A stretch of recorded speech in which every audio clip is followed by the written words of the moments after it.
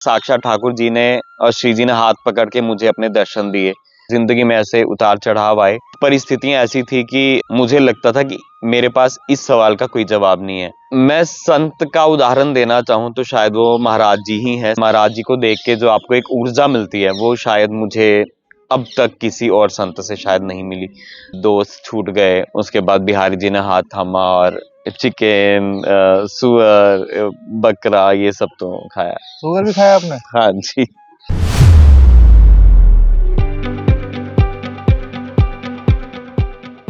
होई सोई जोई राम रचि राखा, कोई करी तर्क बढ़ावे साका। जो राम ने रच रखा है वही होगा, तर्क करने से कुछ नहीं हो सकता। हमारे साथ एक भक्त हैं जो पहले भौतिक जगत में थे लेकिन अब भक्ति के मार्ग पर चल चुके हैं। आइए आपसे मिलवाते हैं। राधे राधे। राधे राधे। क्या शुभ नाम है आपका? मेरा नाम राघव ठाकुर है। राघव जी कहाँ के रहने वाले हैं? मैं पठानकोट पंजाब से जी। ये बताइए, पहले आप भौतिक जगत में थे, अब भक्ति जगत में कैसे आ गए? मैं भौतिक जगत में था पहले और भक्ति जगत में भी था, बट ज्यादा भौतिक में था। तो मैं बस घर के, हमारे परिस्थितियां ऐसी थी कि घर पे तो चलो पूजा पाठ चलती थी, फिर उसके दौरान करते घर वाले माता पिता तो बोलते हैं आप पूजा पाठ करिए, बट मैं वो चीज़, अब बचपना था, ऊपर से संगत वैसी थी, मेरा उठना बैठना रहन सहन वैसा था कि जिस कारण मतलब इतना भक्ति में मैं गया नहीं। फिर 2022 और 23 में जब मैं वृंदावन आया फर्स्ट टाइम, वो भी घूमने के लिए अपने दोस्तों के साथ, तब जब बिहारी जी के दर्शन किए, बाकी ठाकुर जी के दर्शन किए, राधा वल्लभ जी के, राधा रमन जी के दर्शन किए, उसके बाद बहुत कुछ चेंज आने लगा जिंदगी में। मुझे किसी ने कुछ सुनाया नहीं, मैंने कुछ कथा नहीं सुनी। कुछ लोग कहते हैं महाराज जी को सुन के ऐसा आप में चेंजेस आए हैं, या आप किसी की ऐसी कथा सुन रहे हैं आप में चेंजेस आए। मुझ में ऐसा कुछ नहीं। मुझे दर्शन करने के बाद ही मुझ में काफी चेंजेस मेरे को महसूस हुए। उसके बाद ये चीजें मेरी धीरे धीरे पीछे हटने लगी, छुटने लगी, और मेरे दोस्त भी मुझसे पीछे हटने लगे, क्योंकि आप जानते होंगे कि कहते हैं ना, जैसी संगत वैसी रंगत। तो दोस्त पीछे इसलिए हटने लगे कि मैं उनके साथ उठना बैठना मैंने कम कर दिया, मैंने उनके साथ मांस मदिरा ये सेवन कम कर दिया, क्लबिंग करना, घूमना फिरना ये कम कर दिया। तो इस वजह से फिर उसके बाद दोस्त छूट गए, उसके बाद बिहारी जी ने हाथ थामा, और अभी वृंदावन में है, और अभी पूरे इसी लगन में हम लग गए हैं। अब पठानकोट में आप क्या करते थे? पठानकोट में मेरा सैलून है, मैं मेकअप आर्टिस्ट हूँ बाय प्रोफेशन, और कुछ मॉडलिंग असाइनमेंट्स वगैरह कर लेता हूँ, कुछ शूट सॉन्ग्स वगैरह जी। आप भगवान राम का किरदार भी आपने निभाया है। जी जी जी तो जी। कैसी अनुभूति होती थी जब आप भगवान राम का किरदार निभाते थे, और क्या अभी भी निभाते हैं? जी बिल्कुल, मेरे को 11 साल हो गए हैं प्रभु श्री राम जी का किरदार निभाते हुए, जो कि बहुत ही एक मतलब अनोखा एक्सपीरियंस रहा मेरे लिए। बहुत टफ भी है, पर बहुत सुंदर एक्सपीरियंस रहा। मैं श्री रामलीला में पार्ट निभाता रहा हूँ, और जो कि लोगों द्वारा बहुत ही प्यार इस किरदार को दिया गया। यूट्यूब पे, इंस्टाग्राम पे, न्यूज़, दैनिक जागरण, पंजाब केसरी, बहुत सारे चैनल्स ने इसे बहुत सराहना दी, और प्रभु श्री राम जी का भी इतना आशीर्वाद मिला कि मुझे लगता है कि उन्होंने ही मुझे शायद वृंदावन किसी जरिए से भेजा, और मैं वृंदावन आया और वृंदावन से जुड़ा।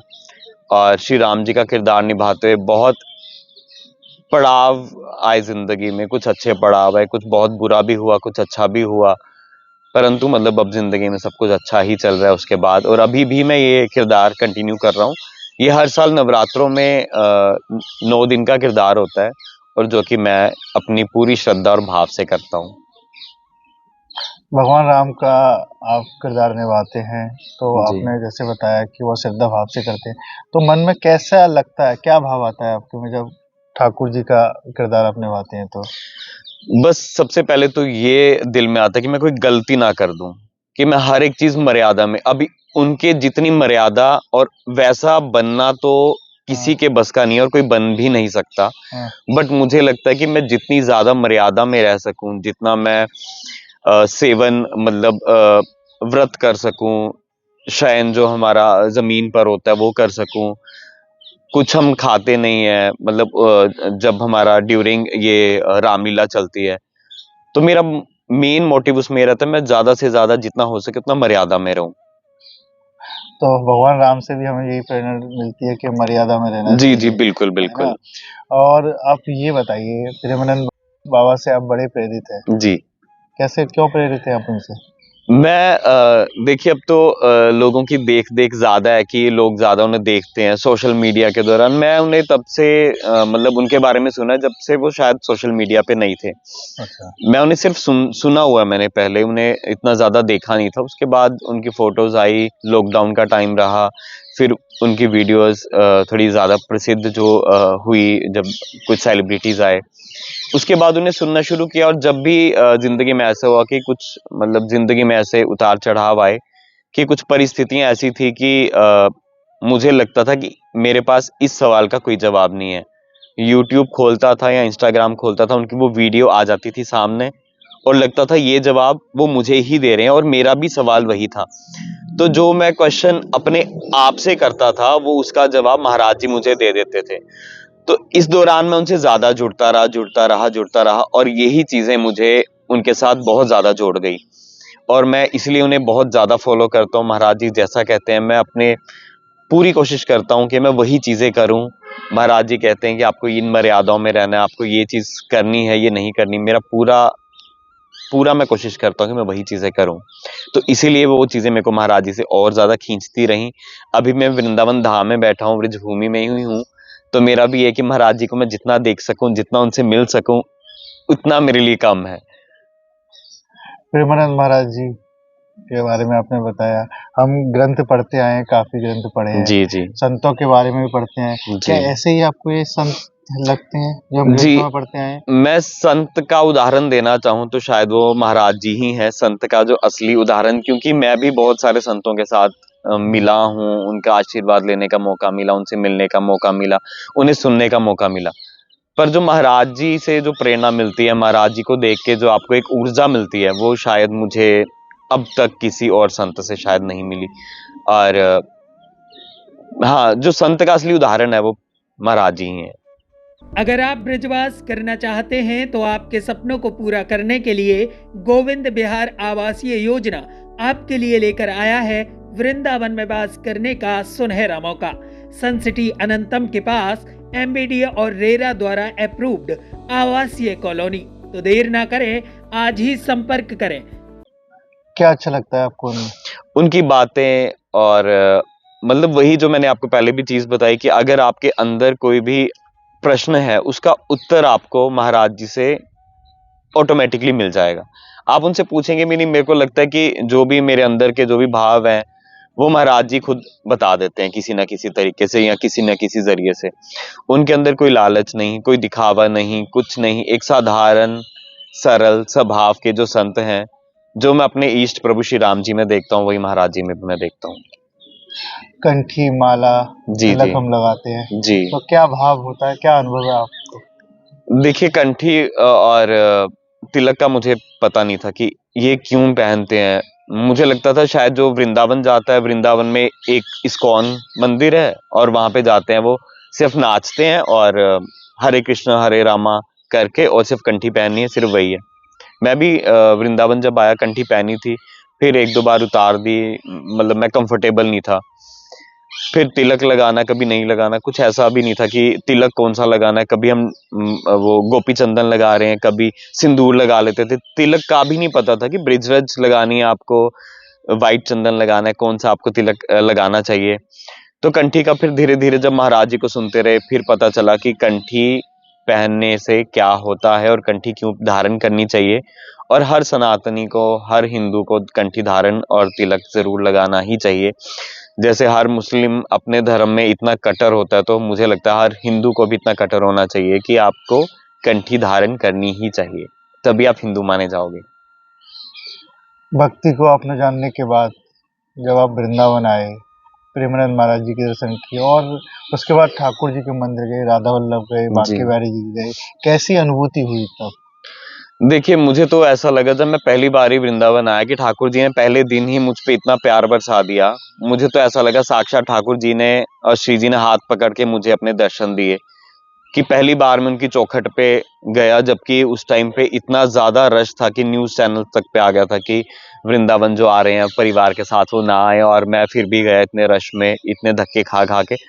पर ना जाने कैसे गोसाई जी ने हाथ पकड़ के दर्शन करवाए, मतलब वो अनुभूति बड़ी ही अद्भुत थी। और अभी भी कभी ऐसा नहीं लगा कि दिल में होता है कि आज मुझे प्रसाद नहीं मिला, मुझे ठाकुर जी की कुछ प्रसादी नहीं मिली, या मैं मुझे अच्छे से दर्शन नहीं हुए। तो कुछ ना कुछ ऐसा जरिया कोई ना कोई बन ही जाता है जो मुझे ठाकुर जी के दर्शन करवा देता है। और मुझे नहीं पता ये मेरे लिए है कि ये सबके लिए होगा, बट ये अनुभूति मेरे लिए बहुत ही अलग है, बहुत अच्छा एक्सपीरियंस है और बहुत ही यूनिक एक्सपीरियंस है मेरे साथ। बिल्कुल ठाकुर जी की कृपा हुई तभी आप बांके बिहारी जी गए और हाथ जी पकड़ जी के जी आपको गोसाई जी भी अंदर ले जी गए। जी जी जी और आप ये बताइए, पहले आपने बताया कि आप मांस नॉनवेज खाते थे, जी जी जी। तो आज नहीं खाते हैं, और तब और अब में क्या अंतर नजर आता है? अंतर, पहले खाते थे, पहले बुद्धि थोड़ी भ्रष्ट थी। अभी तो यही सोचता हूँ, अभी जो भी खाता है मांस, मैं उसको ये बोलता हूँ अपने पेट को आप शमशान मत बनाओ, कि आप किसी जीव को मारकर उसकी हत्या करके आप उसे खा रहे हो, तो आप अपने पेट को शमशान बना रहे हो। एक तो महाराज जी सबसे बड़ा उदाहरण है इन चीजों को मुझसे दूर करने के लिए, और दूसरा मेरी माँ ने मेरे को शुरू से बोला ये चीजें मत खाओ, ये चीजें मत खाओ। बट हम राजपूत परिवार से और ऐसी संगत से, ऐसे घराने से हैं कि जहाँ पे ये चीजें हमारी चलती चलती हैं। और ऊपर से मैं जिम करता हूँ, तो हमारे जिम में भी आपको पता है कि ये चीजें बहुत कंपलसरी है। बट अभी ये है कि मैं काफी टाइम से जिम छोड़ रखी है, बट जब भी करता हूँ तो हमारी सिर्फ वेजिटेरियन डाइट रहती है। और जिसकी बॉडी बननी है उसकी वेजिटेरियन डाइट से भी बन जानी, क्योंकि जो मेरे कोच हैं वो खुद प्योर वेजिटेरियन है और उनकी भी बॉडी बहुत अच्छी है। तो उस पहले और अभी में डिफरेंस सिर्फ इतना है कि पहले दिमाग गलत काम में और गलत चीजों में ज्यादा चलता था, और ये चीजें जब से छोड़ी हैं तब से अब दिमाग बस मतलब सही रास्ते पे है और अच्छी तरक्की कर रहा हूँ। अभी मैं यही समझता हूँ कि अब डे बाय डे, दिन प्रतिदिन मुझे कुछ अच्छा ही हासिल हो रहा है, मेरा कुछ नुकसान नहीं हो रहा। अगर देखिए कई लोग कहते हैं कि हम ये छोड़ेंगे, ये हमारे शरीर के लिए ऐसा है, या मतलब हमें टेस्ट चाहिए तो हम खाते हैं। तो कहते हैं कि अगर कुछ पाने के लिए कुछ खोना पड़े तो वो बेहतर है। तो अगर आप दूसरे वे में ना लेके इसे बिजनेस वे में लेके चले, कि अगर आप मांस मच्छी ये सब छोड़ देंगे तो आपका माइंड सेट रहेगा, आपका दिमाग संतुलन एक बहुत अच्छे रहेगा, तो आप अपने काम पे अच्छे से फोकस कर पाओगे, तो आप डेफिनेटली एक अच्छा बिजनेसमैन या आप एक अच्छे इंसान एम्प्लॉय बन सकते हो। तो मेरा वही है कि अगर आप कुछ दूसरे वे में ना लेके जाते हो, दूसरे वे में ले जाइए, कि अगर आप इन चीजों को छोड़ देंगे तो आपके लिए अच्छा, आपके घर वालों के लिए अच्छा, आपकी आने वाली जनरेशन के लिए अच्छा। और सबसे बड़ी बात, हम हिंदू हैं, हमें तो ये चीजें खानी ही नहीं चाहिए। आपने क्या क्या खाया नॉनवेज में? मैंने कुछ भी नहीं छोड़ा। जैसे हाँ, लाइक चिकन, सुअर, बकरा, ये सब तो खाया। सुअर भी खाया आपने? हाँ जी। अरे हमारे एक्चुअली शिकार होते हैं, हमारे शिकार करने जाया करते हैं, तो हम उस फैमिली से जहाँ पे हम शिकार करने जाते हैं। तो आप खुद शिकार करते थे, खुद ही खाते थे? हाँ जी। कहाँ कहाँ किया आपने शिकार? हमारे हिमाचल में ही होता है शिकार, अब पड़ोस में हिमाचल पड़ता है, अच्छा, तो हम वहीं शिकार करते थे वहीं पे। लेकिन कुछ गिलानी महसूस नहीं होती है? उस टाइम नहीं, अभी तो बहुत बुरा लगता है। अभी तो मेरे बहुत सारे फ्रेंड्स या बहुत सारे लोग भी जानते हैं कि किसी को कट भी लग जाए, किसी जानवर को, वो कोई भी हो, चाहे सांप ही क्यों ना हो, शेर ही क्यों ना हो, जिनसे हम डरते भी हैं, मुझे उसके लिए भी दया आएगी। या तो मैं देख नहीं पाऊंगा या मेरे को अभी भी दया आएगी। और ये दया का कारण ही महाराज जी हैं, जिन्होंने आंखें खोली कि अगर आपको पीड़ा होती है तो उनको भी पीड़ा होती है। और वो जीव हमारे खाने के लिए तो पहली बात है ही नहीं। जो हमारे खाने की चीजें हैं, घास, ये वो पत्ते, आप फ्रूट्स खाइए, आप वेजिटेबल्स खाइए, ये चीजें हमारे खाने के लिए, ना कि जीव हमारे खाने के लिए। बिल्कुल सही कहा, ठाकुर जी ने इतनी शाकाहारी चीज बनाई है, जी जी वेजिटेरियन जी चीज जी बनाई है, उन्हें खाना चाहिए। कोई नहीं, ठाकुर जी की कृपा हुई, आपने ये सब कुछ छोड़ा, जी। ऐसे ही आप पर ठाकुर जी की कृपा बनी रहे। जी। राधे राधे। राधे राधे। देखिए, अब तक हमारे साथ रहे ये भक्त जो पंजाब के रहने वाले हैं, लेकिन ठाकुर जी और श्री प्रेमानंद महाराज जी की ऐसी कृपा हुई कि जीवन ऐसा बदला कि जो पुरानी चीज़ें हैं वो सब छोड़ी। अब राधा रानी बांके बिहारी जी की शरण में हैं। कहते हैं कि पहले जो गलत काम किए उनको गिलानी होती है, लेकिन अब छोड़कर बहुत अच्छा लगता है। जीवन में भी परिवर्तन आ रहा है। सिर्फ इस जीवन में है तो ठाकुर जी का नाम ही सर्वोपरि है, उसके सिवा कुछ भी नहीं है। राधे राधे।